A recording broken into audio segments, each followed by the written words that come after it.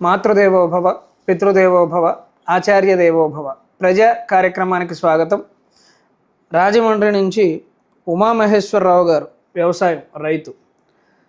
గురువు గారికి నమస్కారం. మహాభారతంలో కర్ణుడి జన్మ రహస్యాన్ని కుంతీదేవి కర్ణుడికి చెప్పింది. శ్రీకృష్ణుడు కూడా నేరుగా కర్ణుడికే చెప్పాడు. ఈ రహస్యాన్ని పాండవులకు, ముఖ్యంగా ధర్మరాజుకు ఎందుకు చెప్పలేదు? చెప్పి ఉంటే అంతటి ప్రాణ నష్టం జరిగేది కాదు కదా. పరమాత్మ ఈ విధంగా యుద్ధాన్ని ఎందుకు నివారించలేదు? ఇది పరమాత్మని కుంతీదేవిని అడగాల్సిన ప్రశ్న. సరే, వాళ్ళు లేరు కాబట్టి మనం జవాబు చెప్తాం. అంటే వాళ్ళ పేరు చెప్పుకుని బతుకుతున్నాం కదా. ఇప్పుడు పరమాత్మ పేరు చెప్పుకోకపోతే మనకెవడు సన్మానం చేస్తాడు? వాళ్ళ రకాలతో పుచ్చుకుని చెప్పదు. ఒక సమస్య ఏమిటంటే కుంతీదేవి కర్ణుడికి చెప్పలేదు, కృష్ణుడే చెప్పాడు. భేదోపాయం కాదు, అది కూడా పొరపాటు అర్థం చేసుకుంటాం. కృష్ణుడు వాళ్ళకి వీళ్ళకి తగాదా పెట్టి వాళ్ళ లాక్కొచ్చి ఇందులో ఈ పిలి రాజకీయాలు ఆయన చేయడు, భగవంతుడు ఆయన. అది శాంతిని స్థాపించడానికి ఉపాయం. కర్ణుడు యువతలకు వస్తే యుద్ధం ఆగిపోతుంది, అనుమానం లేదు. ఎందుకంటే అటువైపు అంత వీరుడు ఎవరు లేడు. వీరుడని కాదు, వీరుడు ఇంకా ఉన్నారు. కర్ణుడు ఎవడరా? కర్ణుడి కంటే ద్రోణాచార్యుడు గొప్ప వీరుడు. కర్ణుడేమిటి, అశ్వత్థామ ఇంకా వీరుడు. భీష్మాచార్యులు వీళ్ళ తాత గొప్ప వీరుడని కాదు, భేదోపాయం కాదు. దుర్యోధనుడు నమ్మకం అంతా కర్ణుడి మీద ఉంది. సమస్య అది. దుర్యోధనుడు వాళ్ళెవరిని నమ్మలేదు, కర్ణుడినే నమ్మాడు. ఆ కర్ణుడిని కనుక యువతలకి తీసుకొచ్చి ఇంత నమ్మిన వాడే నాకు ద్రోహం చేశాడు అనే దాంతో వాడికి యుద్ధం వచ్చేస్తుంది. దుర్యోధనుడికి కూడా విరక్తి వచ్చింది, గమనించు నువ్వు. వాడంతా ఇదే విరక్తి వచ్చి ఎప్పుడు వచ్చింది? శల్యుడిని రాజు నామమాత్రంగా చేశాడు తప్పితే విరక్తి పొంది గద పుచ్చుకొని వాడు మడుగులో దాక్కోవడానికి వెళ్ళిపోయాడు. అప్పుడు విరక్తి వచ్చింది. వాడు విరక్తిలో కూడా వాడి స్వార్థం ఏంటంటే సైన్యం మొత్తం పోయినా పర్వాలేదు, నేను బాగుండాలి. విరక్తి వచ్చినప్పుడు యుద్ధ విరమణ చేయొచ్చు కదా. డొనాల్డ్ ట్రంప్కి పూర్వరూపమే దుర్యోధనుడు. ఎందుకు చేస్తాడు? ఓ పక్క చర్చలు అంటున్నాడు, ఓ పక్క బాంబులు వేస్తున్నాడు. అందుకని మడుగులో దాక్కుందుకు వెళ్ళాడు. మడుగులో దాక్కుంది కంటే నీ ప్రాణం కాపాడుకుంటావా? సైనికులు ఏమైపోవాలి? యుద్ధ విరమణ చేయొచ్చు కదా.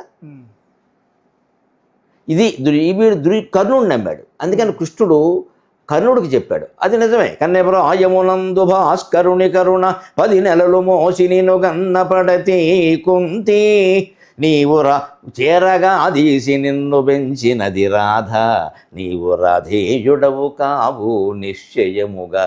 తిరుపతి వెంకటకవుల పద్యం ఇది. మా ఎల్ల ఇచ్చేవాళ్ళం ఈ పద్యం పాడుతుంటే షణ్ముఖ ఆంజనేయ రాజుగారు పాడుతుంటే రాజుగారు మజాక. అది కృష్ణుడు చెప్పాడు. కుంతి చెప్పవలసిన అవసరం ఏం రాలేదు. కృష్ణుడు చెప్పి వచ్చి కుంతితో ఏమన్నాడు అంటే, అత్త నేను చెప్పాను, అతను లొంగడం లేదు, నువ్వు కూడా ప్రయత్నం చెయ్యి అన్నాడు. ఇంక మళ్ళీ వెళ్ళి అబ్బాయి నా కొడుకు వెనకాల ఆవిడ చూడగానే అమ్మ ఆధార్ కార్డు అయిపోయిందమ్మా అని చెప్పాడు అతను. తెలుసు, ఒక దౌర్భాగ్యురాలుగా నీ ముందు నిలబడ్డాను అంది ఆవిడ. అర్థమైపోయింది. అదే కుంతి చెప్పడం పక్కనట్టు.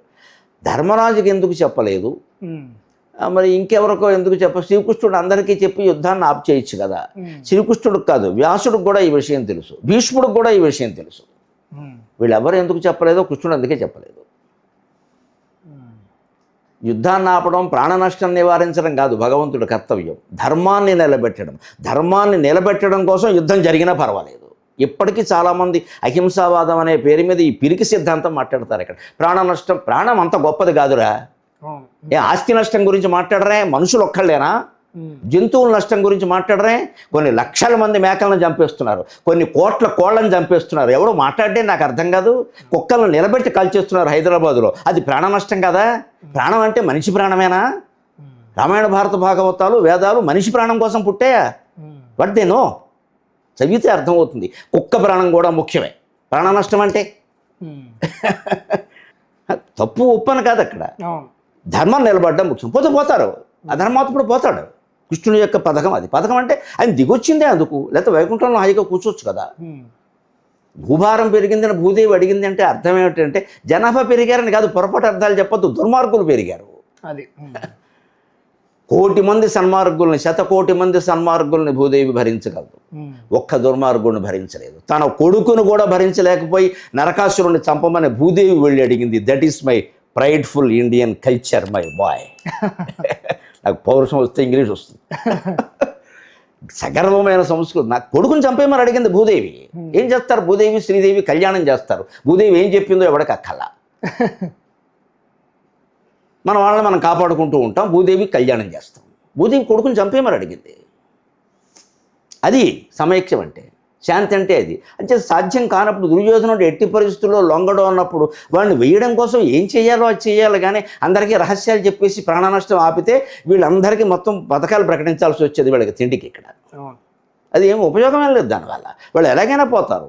అక్కడ తాత్కాలికంగా యుద్ధం ఆపి ప్రాణ నష్టం ఆపుతారా? వీళ్ళందరూ ఏమన్నా 100 ఏళ్ళు బతుకుతారా? ఇంకా అసలు యుద్ధాలు తెచ్చిపెడతారు.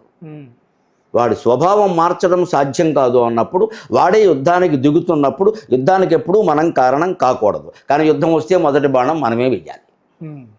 అది కృష్ణుడు చేసిన పని. ఆయన ఎందుకు ఆపుతాడు యుద్ధానికి? ఆపడం కోసం పాపం కన్నరాయబారం, ఒరే కర్ణుడు కాళ్ళెట్టుకున్నంత పని చేశాడురా.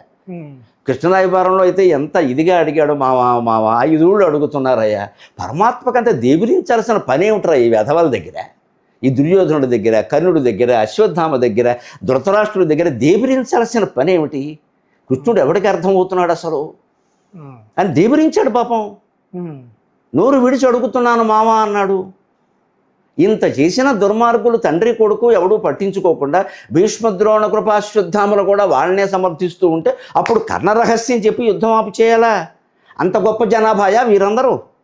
వాళ్ళు ఏమైనా సప్తర్షులా? వాళ్ళు ఏమైనా గౌతమ బుద్ధులా? వీళ్ళు ఉంటే ఎంత, పోతే ఎంత? అంటే ప్రాణ నష్టం గురించి మాట్లాడొద్దు, ధర్మ నష్టం గురించి మాట్లాడండి, అంతే లెక్క. ఈ సందేహం చాలామంది భారతం చదివిన వారికి, చదవని వారికి, చాలామందికి ఉండే సందేహమే. అందుకని దానిని నాన్నగారు చాలా చక్కగా నివృత్తి చేశారు. ఎప్పుడు మనం భూభారం అనగానే జనాభా పెరిగిపోతుంది అనుకుంటాం తప్ప, చాలామంది నిజానికి దుర్మార్గులు పెరుగుతున్నారు అనే అసలైన అర్థాన్ని నాన్నగారు చెప్పారు.